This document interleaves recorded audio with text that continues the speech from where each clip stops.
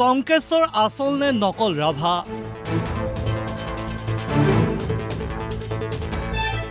ৰাভা আসাম স্বায়ত্তশাসিত পৰিষদৰ প্ৰাক্তন মুখ্য কাৰ্যবাহী তথা এইবাৰৰ প্ৰাৰ্থী টংকেশ্বৰ ৰাভাৰ পৰিচয় বিভ্ৰান্তিক কেন্দ্ৰ কৰি গোচৰ চলি আছে আদালতত। সেই সময়তে জালিয়াতিৰে নিৰ্বাচন খেলিবলৈ লৈছে টংকেশ্বৰে।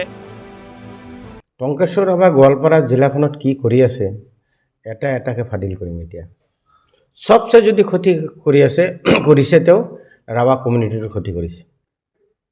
আপুনি কোন ৰাস্তাত যাব, আপুনি বাইক লৈ গেলে খালি আপুনি ৰক্ষা পাব, আৰু নহ'লে তেওঁলোকক গুণ্ডা টেক্স দিবই লাগিব। টংকেশ্বৰ ৰাভাক গুণ্ডা টেক্স দি গোৱালপাৰাত আমি চলিব লাগিব, এটা কথা হ'ব পাৰে। অভিযোগ মতে পিতৃয়ে লিখে শৰণীয়া উপাধি, কিন্তু টংকেশ্বৰ হ'লগৈ ৰাভা জনগোষ্ঠীৰ। এয়া কেনেকৈ সম্ভৱ? টংকেশ্বৰ ৰাভা আচলতে তেওঁ প্ৰকৃততে ৰাভা নহয়, তেওঁ শৰণীয়া। তেওঁৰ গোটেই বংশখিনিয়েই শৰণীয়া। যোৱাকালি এই শৰণীয়া টংকেশ্বৰ শৰণীয়াই ৰাভা আসাম স্বায়ত্তশাসিত পৰিষদত তেওঁ নমিনেশ্যন দাখিল কৰিছে। মনোনয়ন পত্ৰখন টংকেশ্বৰ ৰাভাৰ যিহেতু প্ৰক্ৰিয়াত চলি আছে বিভাগীয়ভাৱে, তেখেতৰ মনোনয়ন পত্ৰখন গোৱালপাৰা ৰিটাৰ্নিং অফিচাৰ তথা আয়ুক্তই একচেপ্ট নকৰিব বুলি আমি সংবাদ মাধ্যমৰ যোগেদি তেখেতক সজোৰে উত্থাপন কৰিছোঁ। আৰু কিন্তু কংগ্ৰেছৰ অভিযোগ পোনচাতে নাকচ কৰে টংকেশ্বৰ ৰাভাই। কংগ্ৰেছৰ মানুহবিলাকে নিজকে ভাবে সদায় ৰজা। তাৰ প্ৰমাণ কি?